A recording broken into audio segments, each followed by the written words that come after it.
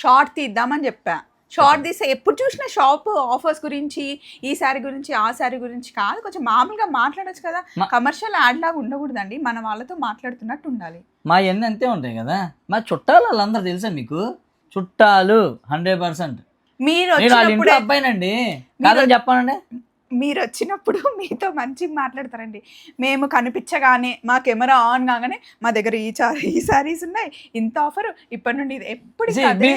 Business first, మిగతా next.